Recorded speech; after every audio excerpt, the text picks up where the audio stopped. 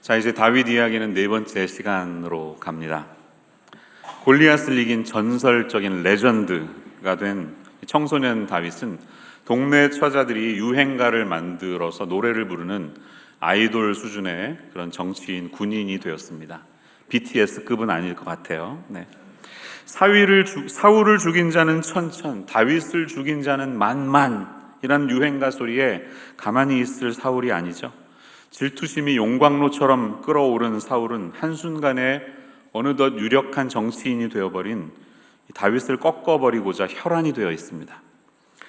딸을 아내로 주는 계략을 펼쳐보았지만 집안 식구들이 도와주질 않네요. 그래서 일이 생각처럼 풀리질 않습니다.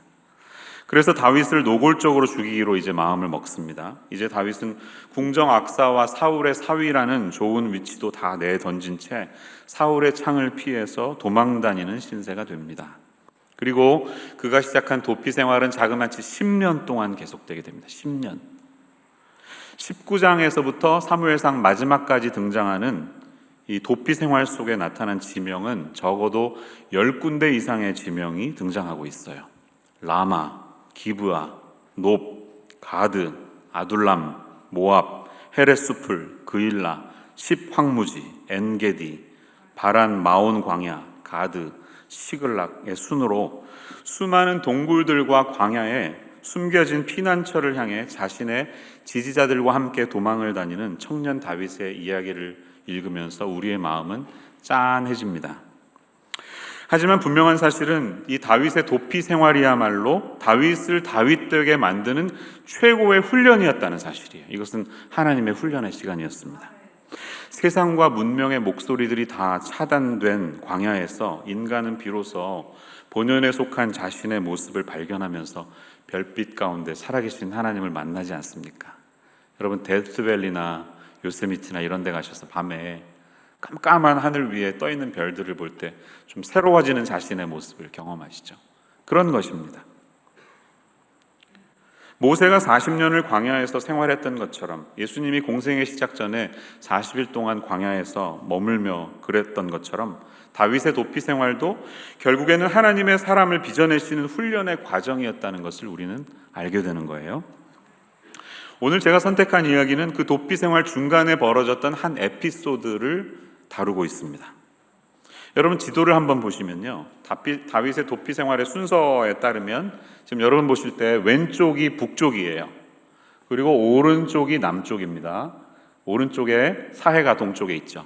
그런데 이 12번 오른쪽 끝에 나발이라고 써 있는 곳, 여기에서 오늘 이 사건이 등장한 것입니다. 여러 1, 2, 3, 4, 5, 6, 7, 8, 9 하면서 도망을 다니는데 이쯤에서 벌어진 사건임을 기억하시기를 바라요. 이 본문은 3장 25장, 사무엘상 25장의 이야기인데 제가 일부분만 읽었습니다. 중심 인물은 누굴까요? 나발이라고 불리는 어리석은 남편, 그의 지혜로운 아내 아비가일, 그리고 그들과 상대하는 다윗의 이야기가 여기 담겨 있죠. 그런데 이 이야기가 배치되어 있는 구조, 스트럭처가 굉장히 흥미롭습니다. 왜냐하면 25장의 이야기는 24장과 26장의 사이에 샌드위치처럼 끼어 있잖아요. 24장과 26장에 어떤 이야기가 담겨 있습니까? 여러분 기억하시나요? 성경 읽어보셨죠? 사울 때문에 도피 생활을 시작했던 다윗에게 2번 사울을 죽일 수 있는 기회가 찾아오죠. 그런데 놀랍게도 다윗은 한 번도 그 기회를 살리지 않고 2번 다 아주 너그럽게 이 왕을 용서합니다. 복수하지 않는 다윗의 이야기가 있어요. 첫 번째 이야기는 24장에, 두 번째 이야기는 26장에 있어요. 한 번은 자신들이 머물던 이 동굴에 사람들이 있는 줄 모르고 대소변을 보러 이 왕이 들어왔습니다. 겉옷을 벗고 이렇게 웅크리고 쭈그려 앉아가지고 이를 보고 있는 무방비 상태. 왕이시여, 기회가 왔습니다. 지금입니다.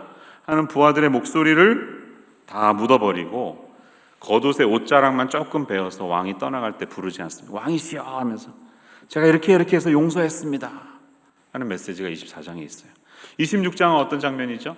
사울과 그의 부하들이 오픈필드, 열린 공간에서 잠을 자고 있습니다. 전부 아주 깊은 잠에 빠져서 전부 골아떨어졌어요. 자, 왕이시여, 기회가 왔습니다. 언제 우리가 이렇게 또 만날 기회가 있습니까? 지금 죽여야 합니다. 막 부추기는데 다윗이 어떻게 하죠?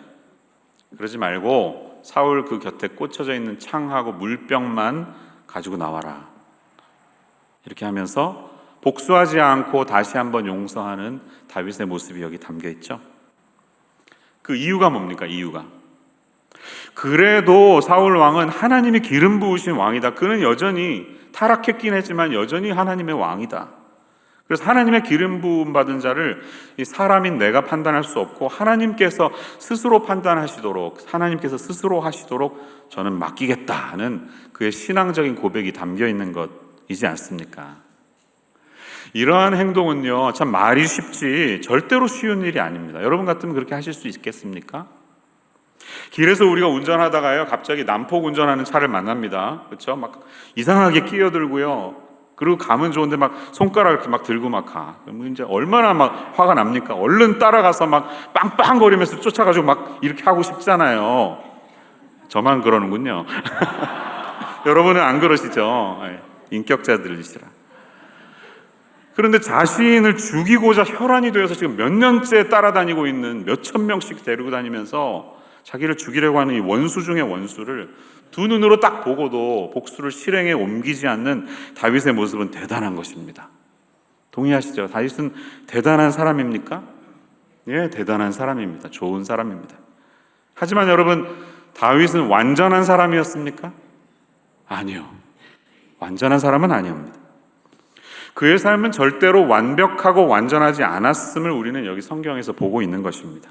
그래서 이 이야기가 이 놀라운 스토리 중간에 들어가 있는 거예요.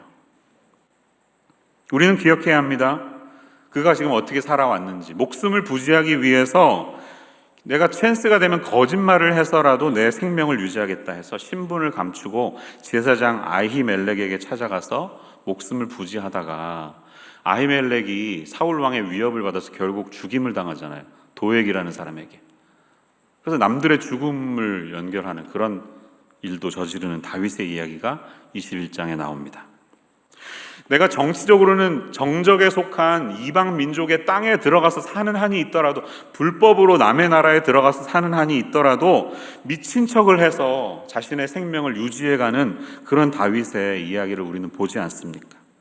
여기에서 우리는 굉장히 인간적이면서 평범한 한 사람에 불과한 다윗의 모습을 동시에 보는 것입니다. 오늘 25장의 메시지가 주는 것도 비슷합니다. 그도 역시 분노에 사로잡힐 수 있고 우리와 같은 평범한 한 사람에 불과하다. 충분히 실수할 수 있는 사람이다. 지혜롭지 못한 이 충동에 사로잡혀서 그럴 수 있는 사람이라는 사실을 우리에게 가르쳐주고 있습니다. 자, 이 이야기의 배경은요, 양털이 깎는 시즌이 왔습니다. 양털 깎는 것은 그 해에 목축업을 하는 사람들이 최고로 기쁠 수 있는 추석 같은 때예요. 추석. 양털 깎으면 그동안에 빚 졌던 사람들 다 찾아와서 빚도 이제 달라고 갚으라고 찾아오고요. 음식도 더 많이 사서 동네 사람들 다 베풀고 막 사과 상자 돌리고 그러는 시즌이에요. 넉넉해지는 시즌이에요. 근데 이 양털을 깎는다는 것은 양떼를 몰고 다니는데 항상 위험이 존재하죠. 광야에서 양들을 기른다는 것은 위험이 있다는 것입니다. 그들을 보호해 줌으로써 부수입을 올려서 알바 생활을 하고 있는 다윗과 그의 무리들을 우리는 여기서 볼 수 있는 거예요. 누구를 만났습니까? 나발이라는 사람입니다. 본문이 그를 어떻게 묘사하고 있어요? 2절로 가보세요. 마온에 한 사람이 있는데 그의 생업이 갈멜에 있고 심히 부하여 양이 3,000마리, 염소가 1,000마리. 4,000마리 이상 되는 비즈니스는 대기업입니다. 그 당시에는 거대 기업을. 그래서 심히 부하다, 아주 부자다 이렇게 말하고 있어요. 근데 안타깝게도 그의 이름은 나발. 무슨 뜻일까요? 바보라는 뜻이에요. 바보, fool. 저는 이럴 때 좀 나발의 부모님을 좀 만나고 싶어요. 부모님 무슨 생각으로 이렇게 이름을 지으셨을까? 왜 어리석을 우자를 집어넣었을까? 여러분 그런 생각도 해보시죠. 근데 이런 분이 많이 계시더라고요. 제가 예전에 설교하다가 개명 신청한 사람들 명단 한번 보여드린 적 있잖아요. 아주 심술궂은 부모님들이 많아서 자식의 이름을 그냥 불행하게 만드는 부모님들이 얼마나 많은지 몰라요. 박맹이 뭐 이런 이름, 별게 다 있어요. 2002년인가 제가 얻은 기사 보았던 게 기억이 납니다. 미국의 한 가정에서는 자식의 이름을, 형의 이름을 위너, 동생의 이름을 뭐라고 줬을까요? 루저라고 줬어요. 찾아보니까 누나가 위너가 있으면 루저도 있어야 되지 않냐 해서 그렇게 졌대요. 근데 루저는 장학금을 받으면서 프랩스쿨을 다닌 다음에 라파얏 대학교에 진학해서 뉴욕의 경찰의 경사로 근무하게 되었습니다. 성공한 것이죠. 반면 위너는 30건이 넘는 전과 기록을 가진 범죄자가 되어서 교도소에 수감이 되었고, 위너와 루저는 서로 말도 섞지 않는 사이가 되었습니다. 이 사건의 주인공인 이 루저 레인, 라스트 네임이 레인인데요, 살면서 자신의 이름을 숨긴 적이 한 번도 없었는데 사람들이 그의 이름을 부르는 것조차 꺼려서 프렌치로 로지에르라고 불렀다고 합니다. 그의 동료들은 그냥 루라고 불렀대요. 다시 한번 묻고 싶어요. 부모님은 도대체 왜 그랬을까? 한국에는 오래전에 이 남아 선호 사상이 많이 있었죠.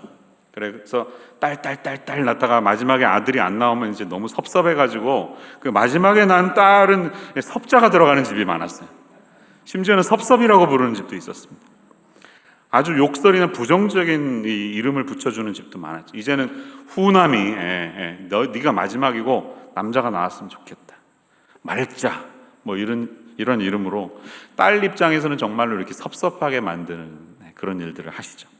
어쨌든 이 나발이라는 사람은 이름처럼 살았습니다. 참 불행하게도 이름처럼 바보 같은 인생을 살았어요. 여러분, 이제 광야는 여러 가지 도적대나 뭐 강도들이 많으니까요. 선한 사마리아인의 비유도 그런 것들을 말하죠. 중동에 있는 그 위협이 많았는데 그들을 지켜주는 수비대가 필요한 것이에요. 다윗은 분명히 그런 일들을 하면서 아르바이트 생활을 했던 것 같아요. 그도 먹고 살아야 하니까. 예를 들면 여러분, 요즘도 해적대가 있다는 사실을 아시죠? 2011년에 그 아덴만 여명 작전이라는 게 있었죠. 소말리아 해적에게 납치된 대한민국의 3호 주얼리호를 구출하기 위해서 대한민국 해군이 최초로 투입됐던 국제적인 인질 구출 작전이었습니다. 그래서 결과는 해적을 전부 다 소탕하고 21명의 인질을 전부 다 살아서 돌아올 수 있게 했죠. 그때 무슨 석해균인가 하는 유명한 선장님이 있었는데 그분이 총상을 입었는데 이국종 교수가 그분을 고쳐주면서 288일 만에 살아나면서 굉장히 유명해지게 되었죠. 아마 기억나실 거예요. 그 사건을 계기로 이 아프리카 동쪽에 많이 있었던 해적들은 서쪽으로 많이 옮겨갔다고 합니다. 그래서 지금 제가 통계를 좀 찾아봤더니요, 이런 통계가 있더라고요. 지난 2019년 전체 해적 발생이 162건이 있었는데 보시는 것처럼 동아프리카, 서아프리카나 아시아, 인도네시아, 말레이시아 등지에서 해적 떼들이 많이 활개를 치고 있다는 것이죠. 다음 건 보시면, 그래서 통계를 보면 서아프리카에서 41%가 이제 몰려 있어서 많은 해적들이 유조선이나 아주 비싼 배들을 노리고 털어가는 배들이 있는데 그 배들을 보호하기 위해서 아르바이트처럼 보호하는 보호선 비즈니스가 굉장히 횡행하고 있다고 합니다. 다윗은 마치 그런 것이에요. 해적들로부터 지켜내는 보호선처럼 유목민들을 지켜주는 민병대의 역할을 한 것입니다. 자, 이제는 민병대들에게 보답을 할 타이밍이 온 것이에요. 양털을 깎는 시즌이 됐고 얼마든지 잔치를 열었습니다. 그는 부자였습니다. 많은 음식을 하고 이제 베풀어야 되는 상황에 다윗이 10명의 부하들을 보내서 자, 이제 좀 호의를 베풀어 주세요 라고 나이스하게 말했지만 알바비 좀 달라는 것이었죠. 그런데 바보스럽게도 그는 어떻게 행동하고 있습니까? 이 나발의 언행을 보십시오. 10절과 11절을 보세요. 야, 다윗이 누구야? 이새의 아들이 누구야? 요즘에 말이야, 각기 주인에게서 억지로 떠나는 종이 많대, 이러는 거예요. 다윗이 누군지 몰랐을까요? 아니요, 골리앗 사건 때문에 이제 다윗은 내셔널 스타가 됐습니다. 모든 사람이 다 아는 존재가 됐어요. 근데 다윗의 자존심을 건드리는 거잖아요. 다윗이 누구고 이새의 아들이 누구야? 야, 자기가 섬기는 왕으로부터 튀어나와가지고 도망치는 녀석이 뭘 요구해? 하면서 그의 마지막에 있는 자존심을 막 긁어댑니다. 내가 뭐하러 너희들에게 잡은 고기를 가져다가 어디서 왔는지도 모르는 사람들에게 주겠냐고 매몰차게 내쳐버리는 것이죠. 여러분, 중동에서는 심지어는 낯선 사람이라 하더라도 낯선 사람을 잘 접대하는 것이 미덕입니다. 하스피탈리티 문화가 많이 있습니다. 지금도 아마 선교 같은 데 가보시면 아실 거예요. 낯선 사람을 열심히 섬기는 게 사람이 칭찬받는 길인데 나발은 충분히 그렇게 할 수 있었음에도 불구하고 오히려 매몰차게 자기가 지불해야 될 것을 지불하지 않는, 입을 싹 씻어버리는 그런 행동을 하는 것이죠. 이런 배은망덕한 나발의 모습과 이야기를 전해 들은 다윗이 분기탱천합니다. 분노의 기운이 하늘을 찌르는 것이에요. 내가 지난 한 해 동안 밤을 새가면서 이들의 양떼들을 지켜준 수고와 시간들이 얼마였는데 그 시간이 뇌리를 스치면서 완전히 이제 이성을 잃어버리는 사람으로 바뀝니다. 그래서 13절로 가면 야, 칼 들어, 칼 차, 총 들어 이러는 것처럼 명령하는 다윗이 있어요. 근데 놀랍게도 짧은 한 절에 칼이라는 단어가 3번씩이나 나옵니다. 13절 보세요. 다윗이 자기 사람들에게 이르되 너희는 각기 칼을 차라. 각기 칼을 차매 다윗도 자기 칼을 차고 라고 말합니다. 이 분위기가 심상치 않은 거예요. 막 그 보복과 사륙의 분위기가 막 가득 차고 있는 것을 본문은 우리에게 설명하고 있는 거예요. 무례한 나발의 한마디가 잠자는 다윗의 분노를 깨웠던 것입니다. 여러분, 다윗은 하나님의 기름 부으심을 받은 조금 있으면 후대의 왕이 될 사람이죠. 그런데 지금 여기선 전혀 그런 사람 같지 않습니다. 자신의 정체성을 다 잃어버리고 말았습니다. 광야 생활을 통해서 배웠던 이 아름다운 거룩의 의미를 다 잃어버렸습니다. 심지어는 미치광이 사울에게도 하나님의 성령이 있다, 그런 놀라운 거룩한 눈을 가지고 그를 바라볼 수 있었던 음악 치료사 다윗이었지만 이제 그의 눈에는 인간 쓰레기와 같은 나발 같은 사람밖에는 전혀 보이지 않는 것입니다. 그래서 다윗은 이렇게까지 얘기합니다. 20절, 21절, 22절로 가보세요. 내가 이 사람을 지킨 게 다 쓸데없다. 정말 그가 악으로 나의 선을 갚는구나 하고 이렇게 말합니다. 그에게 속한 모든 남자 가운데 한 사람이라도 아침까지 남겨주면 하나님은 다윗에게 벌을 내리시고 라고 말하는 거예요. 야, 내가 나발과 관련된 모든 남자를 내일 아침까지 죽이지 않으면 난 사람이 아니야. 좀 심하게 말한 거죠. 여러분, 이것은 쓸데없는 말입니다. 한 사람이 나를 모욕스러운 발언을 했다고 왜 주변 사람들이 다 죽어야 합니까? 필요 없는 발언입니다. 일어나지는 말아야 할 사륙입니다. 모든 남자를 다 죽이는 것은 전쟁 때나 가능해요. 가장 완강히 저항하는 적들에게나 내릴 수 있는 조치입니다. 신명기 20장 10절에 등장해요. 그 말씀이.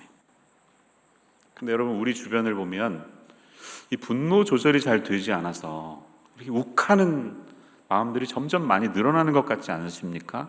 특히 이 코로나 시대를 겪으면서 오랫동안 쌓여있는 분노를 어떻게 하지 못해서 자기 스스로 후회할 만한 행동을 너무 많이 저지르는 것을 봅니다. 기억에 남는 기사가 떠오르네요. 이 PC방에서 PC방 하다가 직원 알바가 뭐라고 한마디 했다고 그냥 조용히 나가는 척 하더니 몇십 분 후에 돌아와서 드라이버로 막 그 사람 찔러 죽였던 젊은이가 있었어요. 아이, 그게 뭐라고. 동전 좀 안 나오면, 라면 좀 일찍 안 내놓으면 그게 어땠다고. 왜 그 사람을 죽이기까지 합니까? 근데 이 코로나 확산 때문에 우리에게 있는 이 컨트롤 못하는 감정 때문에 습관성 충동장애, 분노조절 장애를 가진 분들이 점점 늘어나는 것이 참 안타깝습니다. 통계를 좀 찾아봤더니요, 이런 통계가 있더라고요. 한국 사회에서 우발적으로 범죄를 다시 저질러서 재범 교도소에 들어오는 분들의 비율이 점점 높아지고 있는 거예요. 21년에는 28.1%나 되었습니다. 우리 사회가 점점 이렇게 되어 가는 중인 것 같아요. 분노 조절을 하지 못하는 분들이 늘어나고 있어요.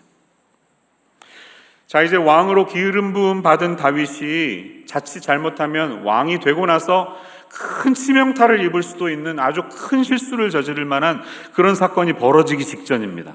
괜한 한 사람이 시비 걸었다고 주변 사람을 다 사륙시켜버리는 그런 위기 상황이 닥친 것입니다.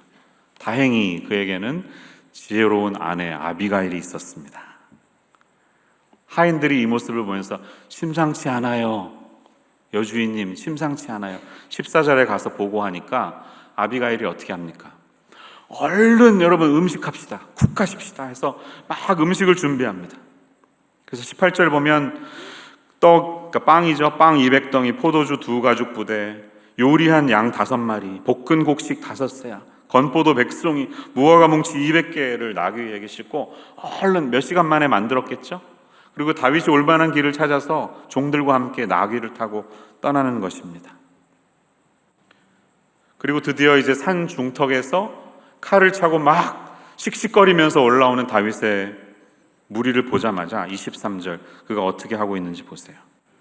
아비가일이 다윗을 보고 급히 다윗 나귀에서 내려 다윗 앞에 엎드려 그의 얼굴을 땅에 대니라. 이 짧은 한 절에 긴장감이 느껴지지 않으십니까? 보다, 서두르다, 급히 내리다 이거죠. 엎드리다, 절하다 등 무려 5 동사가 스타카토처럼 이어지고 있습니다. 상황이 긴박한 거예요. 고대 세계의 왕들은 절대 권력을 가진 사람들이기 때문에 맘먹으면 누구든지 죽일 수 있는 존재였습니다. 사울이 22장에서 높 성읍에서 제사장들을 그냥 말 한마디로 죽여버리는 것 우리가 보지 않았습니까? 화가 잔뜩 난 다윗이 무슨 일을 저지를지 모르는 이런 상황 속에 지금 아비가일은 위험을 무릅쓰고 저리 가! 하면서 그냥 바로 자기의 인생도 어떻게 될지 모르는 상황 속에 여러분 이렇게 과감한 결단을 통해서 지혜롭게 움직이고 있는 아비가일의 모습을 보는 거예요. 그러면서 그는 첫 마디를 내뱉습니다. 히브리어 24절을 보면 비라는 단어가 담겨 있어요. 비는요, 오 제발 이라는 뜻이에요. Please. 제 탓이에요. 이 잘못을 저에게 돌리십시오. 사실 제 탓 아니잖아요. 이 여인이 무슨 잘못을 했습니까? 남편 탓이죠. 그러나 제가 한 것처럼 하면서 이 아름다운 여인이 얼른 무릎을 꿇고 엎드리면서 Please라고 말했을 때 놀랍게도 다윗은 움직이기 시작합니다. 그리고 이어지는 대화의 내용 24절에서 31절에 이 지혜로운 말들을 통해 우리는 얼마나 이 아비가일이라는 사람이 지혜롭고 하나님의 영으로 가득 차 있는 사람인지 볼 수가 있습니다. 그 내용은 간단히 말하면 이것이죠. 왕이시여, 당신은 하나님이 기름 부으신 그런 이스라엘의 왕이 될 사람이 아니십니까? 지금 이렇게 하시는 것은 왕으로서 할 행동이 아닙니다. 당신이 누구인가를 잊지 마십시오. 원한을 풀기 위해 싸우지 마십시오. 당신은 오히려 하나님 여호와를 위해서 싸워야지 당신의 감정을 위해서 싸우면 안 되지 않습니까? 라고 말하는 것이죠. 그러면서 이 본문을 보면 내주 이런 단어가 많이 나오는데요. 영어 성경을 보면 large L이 있고 그러니까 capital이 있고 small L이 있습니다. large L은 하나님 the Lord 주님이시죠.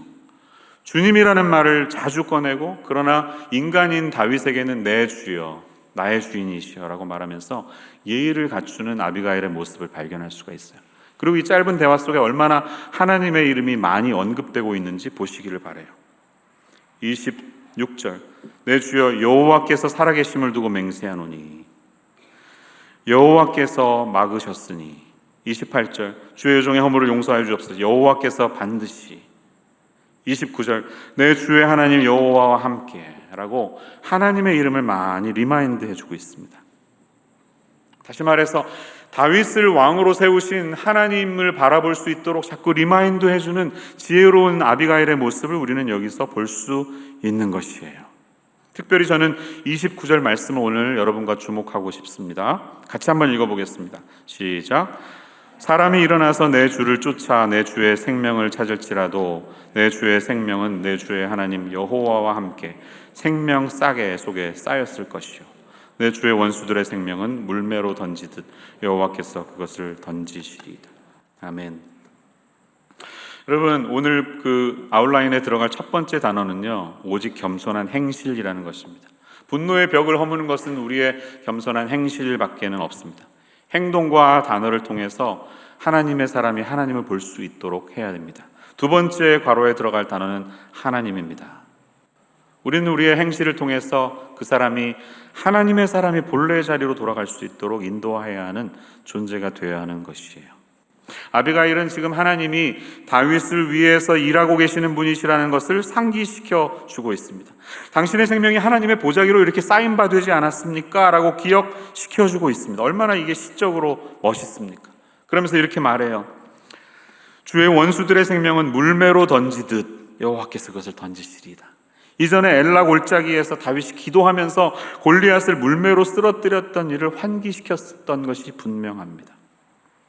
여러분 이렇게 아비가일은 다윗 안에서 일하고 계신 하나님을 다시 한번 들여다볼 수 있도록 무릎을 꿇고 하나님이 보내신 하나님의 사자 메신저라는 것입니다. 아비가일이라는 이름의 뜻이 My father is joy라는 뜻이에요. 내 아버지는 기쁨입니다. 그 이름 그대로 그는 내 삶의 기쁨이 되시는 아버지 하나님을 다시 들여다볼 수 있도록 다윗에게는 귀한 존재로 다가오고 계십니다. 놀랍게도 화가 머리끝까지 올랐던 다윗은 이 여인의 행동과 말 앞에서 그의 분노를 거두고 그의 말을 듣게 되죠. 그리고 어느 시점에서인지 모르지만 이 아비가일의 기도와 시를 담은 말을 통해 다시 하나님의 이름을 높이고 있는 다윗의 모습을 봅니다. 32절, 오늘 너를 보내어 나를 영접하게 하신 이스라엘의 하나님 여호와를 찬송할지로다. 다시 정신을 차리게 된 것이죠. 생각해보면 아비가일은 주변인에 불과합니다. 남자들이 주름 잡고 살아가는 거친 철기 시대에서 살아가는 그녀는 주변인입니다. 바보 같은 남편과 결혼해서 그를 모시고 살아가는 그녀에게는 칼 한 자루조차 주어지지 않았습니다. 하지만 그에게 외모와 내면에 있는 이 아름다움, 그것이 우리 굳어버린 마음을 녹이게 되었고요, 우리가 알아보지 못했던 하나님을 다시 볼 수 있도록, 거룩한 하나님의 아름다움을 볼 수 있도록 그녀의 외면과 내면의 세계가 다윗의 삶을 자극한 것이에요. 여러분, 29절에 아비가일의 모습을 한번 잘 묵상해 보시기를 바랍니다. 원수의 생명은 여호와께서 물매를 던지듯이 행동에 옮기시기 때문에 당신이 할 필요가 없습니다. 당신이 손에 피를 흘릴 이유가 없습니다. 이렇게 이해시켜주고 있는 것이에요. 이 생명싸개라는 단어는요, 본래는 이 양의 수를 세던 주머니에서 유래했다고 합니다. 이제 목동들은 자기가 맡은 양을 셀 때 하나, 둘, 셋, 넷 카운트하면서 하나씩 돌을 집어넣었던 거예요. 그렇기 때문에 생명싸개의 의미는 생명을 얻은 사람들이 들어가는 구원의 집 같은 것이에요. 하나님이 목자가 되시고 우리가 하나님의 양이라면 내가 하나님 품에 있음을 확인하는, 우리가 하나님의 자녀인 것을 확인해주는 그런 메시지인 것이에요. 반대로 물맷돌은 이 생명싸개 안에 들어오는 돌이 하나님께 속한 것이라면 던지는 것은 하나님께서 일하셔서 우리의 적들을 무너뜨리시는 하나님을 설명하는 것이 물맷돌이 아니겠습니까? 아비가일은 기가 막힌 비유로 이 사실을 지금 다윗에게 설명하고 있는 것입니다. 원수를 누가 갚는 것입니까? 하나님의 자녀된 당신이 갚는 게 아니라 따로 있습니다. 하나님이 일하실 거예요. 물맷돌을 던지듯이. 이렇게 지혜롭게 말하고 있어요. 저는 이런 우리 삶에 찾아오는 이런 순간들을 아비가일 모멘트라고 말씀드리고 싶어요. 아비가일 모멘트. 그 장면들은 돌이켜보면 우리 인생에 여러 번 있었습니다. 아름다운 사람을 만나서 대화를 나눌 때, 또 멀리 있는 자연의 세계에 나아갔을 때, 조용히 별빛을 내리비치는 파도 소리를 들을 때, 그 한적한 길을 걸을 때, 혹은 이 분주한 세상 속에 아무도 없는 자동차 안에 들어가서 조용히 운전하면서 묵상할 때 하나님은 우리에게 찾아오시기도 하고요. 제잘제잘 뛰놀면서 막 떠드는 아이들의 목소리에서 우리는 그 모멘트를 발견하기도 하고요. 아니면 나와는 관계없는 저 멀리 떨어진 본당에서 흐느껴 우시는 어떤 권사님의 기도 소리가 아비가일 모멘트가 되기도 합니다. 여러분, 우리는 그런 만남들을 통해 하나님의 거룩하심을 발견할 수 있어야 합니다. 그리고 내가 어떤 사람인지, 우리가 원래 있어야 할 그 자리로 돌아갈 수 있는 것을 확인하는 시간이 되어야 하는 것이에요. 여러분, 나발같이 어리석은 사람들이 내 삶을 지배하거나 충동을 일으키지 않도록 조심하세요. 그들에게 넘어가지 마세요. 그런 사람들은 늘 우리 곁에 언제나 있습니다. 세상은 나발 같은 사람들 천지입니다. 그 이름 그대로 그들은 바보같이 살다가 바보같이 죽을 것입니다. 제가 읽진 않았지만 나발은 아내의 말에 충격을 받아서 심장마비처럼 일으켜서 중풍에 걸렸다가 10일 만에 죽고 말지 않습니까? 나발 같은 사람은 하나님이 알아서 다 처리하실 거예요. 중요한 것은 그 어리석은 바보 같은 사람 하나 때문에 하나님의 고귀한 저와 여러분 같은 우리의 자녀들의 삶이 그렇게 쉽게 무너질 수 없다는 것입니다. 어리석은 사람들이 우리의 삶을 흔들지 않도록 내버려 두세요. 그냥 거기에 휩쓸리지 마세요. 이제 21살이 되어버린 제 아들 상희를 처음 낳았을 때의 이야기입니다. 제가 28살이었으니까 피부가 지금 같지 않았습니다. 탱탱했습니다. 보스턴에 있는 브리검 앤 위멘스 하스피탈이라는 곳에서 아이를 낳는데요. 첫 아들이었기 때문에 푸시를 좀 오래 길게 했어요. 그래서 고생을 좀 했습니다. 그래도 자연분만으로 건강하게 아들 상희를 낳고 이제 퇴원을 기다리는 셋째 날이 되었습니다. 2박 3일을 보냈어요. 그런데 그날따라 우리를 담당한 간호원이 너무 짜증이 날 정도로 느릿느릿하는 거예요. 제 마음이 그랬는지 너무 느릿하는 거예요. 만화영화 주토피아 보셨나요? 거기에서 DMB 직원처럼 막 이렇게 도장 찍듯이 헬로우 하듯이 느릿느릿 터지는 이 사람의 모습이 막 견디기가 힘든 거예요. 제 아내는 옆에서 이제 통증이 몰려오는지 막 너무 힘들어하고 있고 집에 가고 싶어하고, 저도 이틀을 막 몽롱하게 보냈더니 몸에 힘이 하나도 없어서 빨리 집에만 가고 싶었는데 퇴원 수속이 너무나도 늦어지는 것입니다. 30분이면 될 것 같이 얘기했으면서도 1시간이 지났는데도 아무 반응이 없는 거예요. 그런데 가만히 유심히 제가 이 매 눈으로 쳐다보니까 건너편에 있는 방에 분명히 우리보다 퇴원 수속을 늦게 시작한 집이 다른 방에 있는 사람이 우리보다 먼저 가는 거예요. 자, 이때 제가 드디어 완전히 이제 뚜껑이 열리는 것입니다. 이를 받고 말았습니다. 제가 완전히 분노했습니다. 책임자 누구야? 나오라고 그래! 라고 하면서 폭발하기 직전입니다. 그렇게 하진 않았습니다. 진짜 터지기 직전. 그런데 그 순간에 이 퇴원을 기다리면서 조그만 플라스틱 아기 침대에 누워서 자고 있는 이제 태어난 지 3일 된 이 상희의 코가 유난히 커 보이더라고요. 지금도 코가 크긴 한데요. 그 코에 콧구멍에 조그만 코딱지가 붙어가지고 거기에 이렇게 숨 쉴 때마다 왔다 갔다 하는 거예요. 코딱지가. 근데 햇살은 비치고 그 장면이 너무 아름다웠어요. 갑자기 제 마음이 이렇게 숙연해졌습니다. 이런 생각이 들어요. 내가 이러면 안 되지. 내가 한 아이의 아버지가 되었는데 이러면 안 되지 하는 생각이 든 거예요. 그 순간에 욱하는 감정을 절제하지 못해서 지금 신학교 다니고 있는 중이거든요. 신학교 다니는 전도사님이 전도사고 뭐고 장의사고 뭐고 이제 완전 분노해가지고 폭발해버렸어야 하는 그 순간에 상의 코딱지는 저에게 아비가일 모멘트가 되었습니다. 너는 내가 기름 부어서 세운 고귀한 나의 자녀고 너는 나의 아들이다. 하나님의 음성이 그 아들의 코딱지를 통해 볼 수 있도록 한 거예요. 여러분, 하나님은 어디에나 계십니다. 지금도 우리에게 여러 경로를 통해 우리에게 말씀하십니다. 임마누엘 하나님은 여기뿐만 아니라 자연 어디에나 계신 분이에요. 그 일상의 순간 속에서 저와 여러분은 하나님이 빚어내고 계시는 그 아름다움을 경험할 수 있어야 합니다. 시인 안준철이라는 분이 그런 얘기를 하시더라고요. 물방울과 물방울 다이아가 그렇게 차이가 나지 않는다. 마음 먹기 나름이다. 세상에는 물방울 다이아를 사지 못해서 안달하는 사람들이 있고요, 물방울 다이아를 사놓고도 허무감에 찌들어가지고 아무것도 못하는 불행한 사람들이 있는데, 오히려 물방울을 들여다보면서 행복해하는 사람이 훨씬 더 고귀한 것이다. 그런 사람이야말로 아름다운 사람이다 라고 말하는 것을 제가 본 적이 있습니다. 여러분, 우리는 물방울 다이아보다 물방울 안에서 말씀하시고 살아계신 하나님을 볼 수 있는 그런 그리스도인이 되어야 할 줄로 믿습니다. 여러분, 세상은 나발 같은 사람으로 가득 차 있습니다. 이제 월요일날 직장에 가시면 또 옆에서 분명히 나발이 옆에서 들이댈 거예요. 여러분에게 말씀할 거예요. 막 그리고 욱하게 우리 이제 이 뚜껑 열리게 만드는 일이 발생할 것입니다. 내버려 두세요. 그들은 그렇게 살다 죽습니다. 나발 같은 사람들이 우리 그리스도인의 고귀함을 깨뜨리지 않도록 내버려 두세요.